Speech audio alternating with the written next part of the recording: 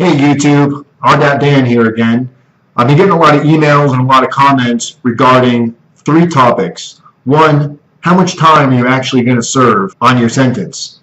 Number two, what do you really need to do to get into Rdap? And number three, what's really the big difference between camps, lows, mediums, and pens? The first one, how much time are you going to serve on your sentence? If you're given 60 months, you're going to serve 85% of that within the BOP. So let's go with a best case scenario.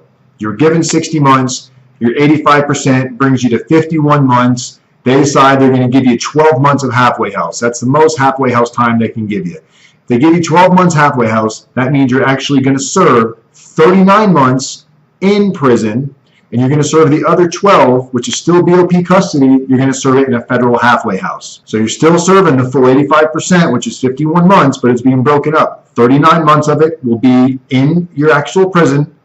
12 months could be in a halfway house. Typically, you're seeing them give anywhere from 3 to 6 months halfway house. Most camps are only given about 3, 4, 5 months max in halfway house. Not sure why, that's just the way it is. So best case scenario, you're going to serve 39 months in the BOP, actually prison, up to 12 months in a federal halfway house. That's best case scenario. Now, home confinement, you can only serve 10% of your sentence on home confinement. So if you're given 60 months, the most time you can do on home confinement is 6 months of your halfway house time.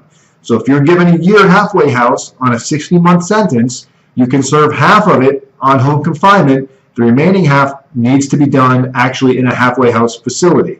They're not going to send anybody straight to home confinement unless if you're given 10 years in federal prison and they give you a year halfway house, then yeah, you could possibly get that whole time on home confinement because your 10% date is way past.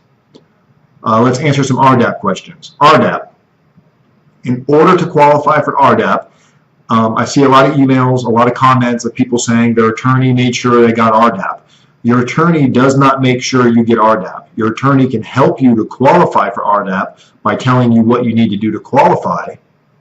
But Rdap is not a guaranteed thing. A judge cannot court order you to Rdap. Can't happen. You have to qualify for Rdap. The big qualification is 12 months from the time that you were arrested on this charge. So if you were arrested today, which is January 4th, 2016, between now and January 4th, 2015, you have to show that you had some sort of drug addiction or alcohol addiction. And the way you show that is at the time of you being found guilty or accepting your plea, you're going to be interviewed by the probation department where they do your PSI or your PSR, your pre-sentencing report investigation.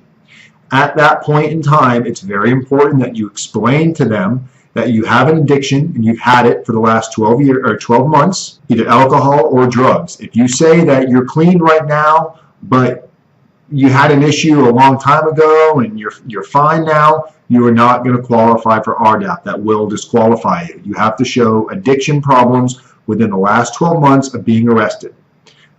So another example, let's say you're arrested 4 years ago, your case is ongoing, and you just now pled guilty today. You go do your PSR sentencing report with probation today, and they're going to ask you how your addiction stands. You're going to say, well, I'm clean now, but in the last couple of months, I got into drugs. It's important that you remember 12 months prior from the date you got arrested, which could be 4 or 5 years ago, the time you got arrested. If you don't specify that, you will not get into Rdap. I do not care what your attorney says. Your attorney can't guarantee you Rdap, and a judge cannot court order you Rdap. I've seen so many people come into the program thinking they were getting Rdap to find out they're disqualified, and they were told by their attorney they were getting it. They were told the judge court ordered them. Only thing a judge can do is recommend. Just like a judge is not going to court order you to a specific prison. He can't tell you which prison you're going to go to. He can recommend a prison, but from the time you get sentenced, you're now in the hands of the BOP. They decide what's going to happen to you. They decide where you're going to be designated to, and they decide whether or not you qualify for Rdap. It's not up to the attorneys, not up to the judge. You can't have any violence, no gun charges, no sex crimes, things of that nature. If you have questions on it, I recommend you email me. If you haven't already been sentenced and you haven't, if you haven't already accepted a plea or been found guilty yet, definitely shoot me an email because you don't want to walk into that not knowing what to say. Camps, lows, mediums, and pens. Camp obviously is the lowest custody you can get. You have open custody on a camp, meaning community custody. You can go out into the community, you can have a job, you can be a town driver where you're driving to the hospital, bringing people to the airport, bringing people to doctor's appointments, things like that. At a low, as far as the rules and the regulations, it's somewhat similar, but you are classified to stay on that compound. You're not going to leave the compound. You're not going to be having open custody. You're not going to drive anybody anywhere. If you leave that compound, you're leaving in handcuffs and shackles from point A to point B. Your risk is a higher risk. But as far as the security level to you, there's nothing to be concerned about being at a low. There's really no politics at a low. Everybody can get along with everybody, blacks, whites, Spanish, Asian. Anybody can hang out with anybody at a low. There is no real gangs. People will talk like there is, but there's not. Very rare to see any type of fights. You might see a fight here and there, just like you would in high school. It's about that often.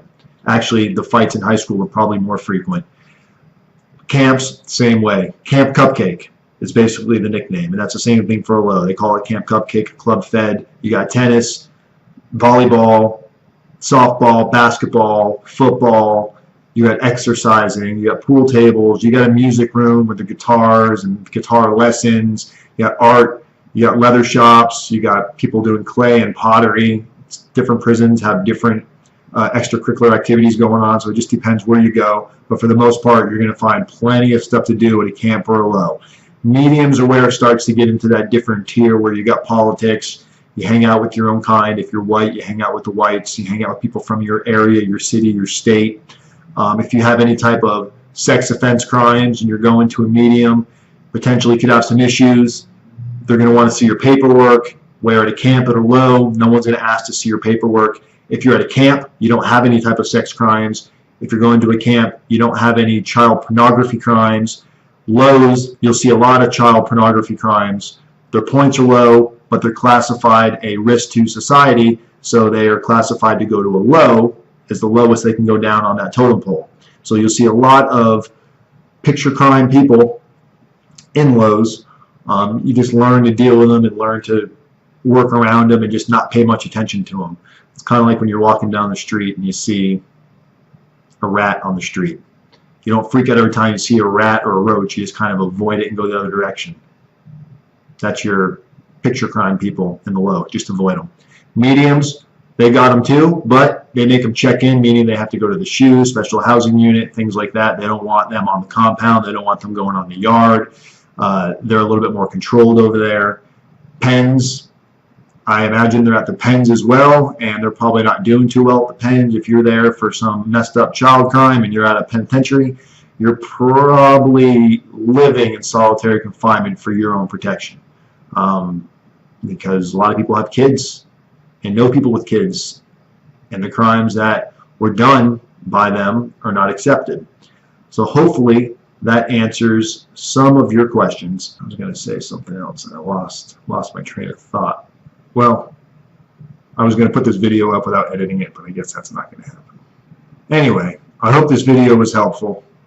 Again, like my video, share my video, subscribe to my video. Rdapdan, take care.